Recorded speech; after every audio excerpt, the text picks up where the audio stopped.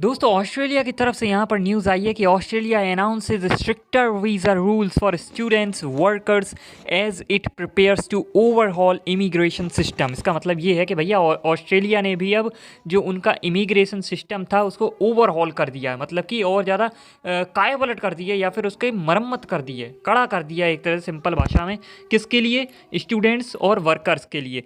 तो जो भी इमिग्रेशन होता है भैया वो किस बेस पर होता है? आप दूसरे देश में जाते हो किस बेस पर? दो ही चीज़ होती है, या तो बंदे पढ़ने जाते हैं या फिर काम करने जाते हैं, और इन्हीं दोनों के बेस पे कर दिया उन्होंने स्ट्रिक्टर वीज़ा रूल।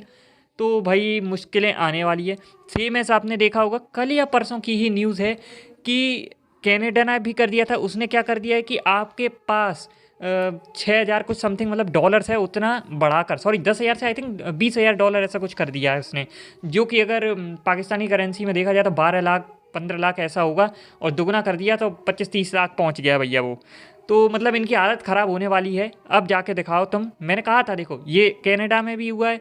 और सीधी बात, जिस पे इतना पैसा होगा वो जाएगा ही क्यों? वो वहीं अपने देश में नहीं रह लेगा। और जिस पे पैसा नहीं है वही जाते हैं मोस्टली, ठीक है। मैंने कहा ना, वो लोग दिमाग से खेलते हैं।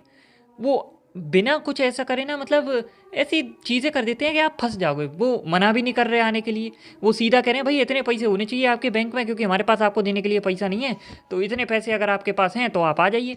अब जिसके पास इतने पैसे हैं तो वो जाएगा क्यों वहाँ रहने? सिंपल बात है यार। 12 लाख 15 लाख 20 लाख इतना बहुत अमाउंट हो जाता है फिर भी यार, बहुत ज़्यादा। खैर, सेम ऐसा आपने देखा होगा, मैंने वीडियो भी बनाई थी कि यूके ने भी कर दिया है सेम सिस्टम, कि जो उनका इमिग्रेशन पॉलिसी है उसको स्ट्रिक्टर कर दिया है, बहुत ज़्यादा स्ट्रिक्ट कर दिया है। उनको जो सहूलियतें दे रहा था वो कम कर दी है इमिग्रेशन वालों को। यूएसए तो खैर बहुत स्ट्रिक्ट है ही है, और भी स्ट्रिक्ट हो जाएगा। इसी तरीके से आप देखोगे कि और जगह भी जो इमिग्रेशन पॉलिसी है उसको स्ट्रिक्ट किया जाएगा। और यहाँ पर जो नीदरलैंड है वो तो क्लियर खुल के ही कहता है कि भैया फूटो यहाँ से। तो मैंने कहा था यार कि ये जितना कर रहे हैं ना उड़दंगा, इससे ये अपने लिए ही खड्डा खोद रहे हैं। अभी तो ये है कि पहले आने से रोका गया है। फ्रांस ने भी आई थिंक कर देगा या कर दिया है, काफ़ी चीज़ें वो लोग बैन भी कर रहे हैं, बहुत कुछ करते रहते हैं अंदर। तो ये सब कर दिया है। उसके बाद ये क्या करेंगे, जो लोग वहाँ रह रहे हैं उनको कंट्रोल करना शुरू करेंगे। और ये ऐसे ही करेंगे, आप सोचो कि यहाँ मारना शुरू कर दें और ये भी सड़कों पे आ जाए और दे मार कर दें, ऐसा नहीं करते ये लोग। ये लोग रूल बनाते हैं। जैसे सिंपल उन्होंने बना दिया था कि बुर्का बैन है, बुर्का पहनोगे तो फाइन भरोगे, ठीक है। ऐसे ही ये धीरे धीरे धीरे धीरे कई चीज़ें बैन करते जाएंगे और अपने रूलों को स्ट्रिक्ट करते जाएंगे। ये इस तरीके से काम करते हैं, और मैंने कहा था ये होगा। आपने अर्जेंटीना में सुना, वहाँ पर कह रहे थे कि इन मुसलमानों को हमारे देश से निकालो।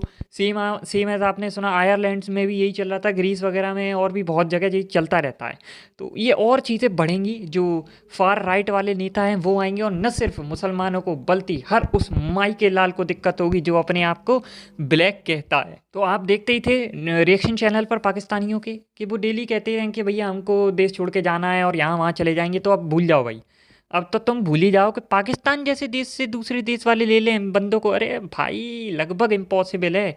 अब तुम अपने ही देश में रहोगे, दुचोगे कुचोगे, तभी समझ में आएगा कि जो तुमने जो इस्लाम फैला दिया ना रायता, अब इसको तुम समेट भी नहीं पाओगे। क्योंकि तुम समेटने की कोशिश करोगे ना तो तुम पे फिर वो सर तन से जुदा वाला लगेगा फतवा। तो फिर अब पहले चक्कर क्या है कि जोश जोश में ये हम ही तो हैं सब कुछ, ये कर लेते हैं। लेकिन अब भाई साहब वो उन्हीं पर गाज गिरेगी, क्योंकि पाकिस्तान में रह के उनका फ्यूचर तो बनना नहीं है। तो भाई लंका लगने वाली है इनकी। जो ऑस्ट्रेलिया के पीएम है उन्होंने यही कहा है कि जो सिस्टम है वो ब्रोक हो गया है, ब्रोकन टूट गया है भाई, अस्त व्यस्त हो गया, तो उसे सस्टेनेबल लेवल पर लाने की ज़रूरत है, जिसके लिए ये स्ट्रिक्ट की गई है पॉलिसियाँ। और आगे की न्यूज़ सुनो, मतलब आगे क्या कहा गया है। गृह मंत्रालय के मंत्री क्लेयर ओनील ने कहा है कि इस निर्णय से अगले 2 वर्षों में प्रवासियों की संख्या आधी होने की उम्मीद है। मतलब आधी हो जाएगी। जितने अगर तुम 100 जा रहे थे ना, 85 जा पाओगे। और ये क्यों किया गया है आप जानते हो, लेकिन वो क्या दे रहे हैं इसका जवाब। वो कह रहे हैं कि यह वीज़ा नियमों को कड़ा करके अंतर्राष्ट्रीय छात्रों और कम कुशल श्रमिकों के प्रवेश को प्रतिबंधित कर रहा है। वो सीधे यूँ कह रहे हैं कि भैया जो कुशल नहीं है ना, हम उनको नहीं ले रहे हैं अपने देश में। सीधी सी बात, आपका अच्छा खासा पढ़ा लिखा होना ज़रूरी होगा, आपके पास पैसे होने चाहिए, ये चीज़ है। अब ये चीज़ जो वहाँ पर जाकर जिहाद फैलाते हैं उन्हीं के पास नहीं होती है, तो अपने आप से आउट हो गया। दिमाग क्या चलाते हैं ये लोग यार। इन्होंने इस बात पर भी जोर दिया है कि जो छात्र आएंगे ना उनकी अंग्रेजी की परीक्षाएं और कड़ी कर दी गई हैं। मतलब आपको इंग्लिश बहुत अच्छी तरीके से आनी चाहिए, और वो तो भाई मुझे भी नहीं आती है। तो मतलब जो नॉर्मल लोग हैं ना, वहाँ जात फैलाने गए हैं, वो इंग्लिश जानते होंगे? नहीं, ऐसा नहीं है, जानते होंगे बिल्कुल यार। इनके यहाँ तो जो डॉक्टर होता है वो भी आतंकवादी होता है। तो लेकिन वो ये ना आधी हो जाएगी, जो जाने वाले लोग हैं वो आधे हो जाएंगे। पहले तो कोई भी चला जाता था, अब वो चीज़ कम होगी। हालांकि उन्हें मज़दूरों की ज़रूरत तो है, लेकिन कुशल श्रमिक चाहिए उनको। अब जो ऐसे थर्ड वर्ल्ड कंट्री होते हैं, यहाँ पर कुशल श्रमिक कहाँ मिलेंगे आपको? ये लोग पढ़ाई लिखाई करते नहीं हैं, मदरसों में पढ़ते हैं, तो इनको कुछ आता नहीं है। जो अच्छे युवक होते हैं वो उन्हें कम मिल पाते हैं इधर से, इसीलिए। हालांकि उन्होंने कहा है कि हम उनके लिए तो अच्छा ही कोशिश करेंगे जो पढ़े लिखे समझदार लोग हैं, लेकिन ऐसे लोगों को हम अपने देश में प्रवेश नहीं देंगे जो जिहाद फैलाने आते हैं। दूसरी न्यूज़ ये है कि यूरोप में यहूदी विरोधी भावना के खिलाफ रैलियां जोर पकड़ रही हैं। ब्रुसेल्स और बेल्जियम में प्रदर्शन यूरोपीय राजधानियों में यहूदी समुदायों के समर्थन के लिए व्यक्त करने वाली रैलियों की श्रृंखला में नवीनतम थे। गाजा में इजराइल हमास युद्ध शुरू होने के बाद से बढ़ती यहूदी विरोधी भावना का विरोध करने के लिए रविवार को हज़ारों लोगों ने बेल्जियम और जर्मनी राजधानियों में मार्च किया है। 10 दिसंबर 2023 को बर्लिन जर्मनी में इजराइल और फ़िलिस्तीन इस्लामी समूह हमास के बीच चल रहे संघर्ष के बीच ब्रांडेनबर्ग गेट पर यहूदी विरोधी भावना के खिलाफ विरोध प्रदर्शन के दौरान एक व्यक्ति इजराइल का झंडा उठाए हुए था। पेरिस और लंदन में पिछले मार्चों में हज़ारों लोग शामिल हुए थे। जो यहूदी विरोधी भावना के खिलाफ मार्च करने वाले लोग थे, उन्होंने कहा कि इस मार्च को करने के लिए हमारा यहूदी होना ज़रूरी नहीं है। मतलब अंतर देख रहे हो?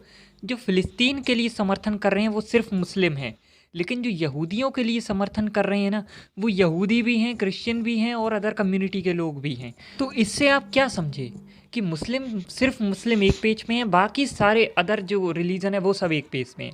तो किसका पलड़ा भारी रहेगा?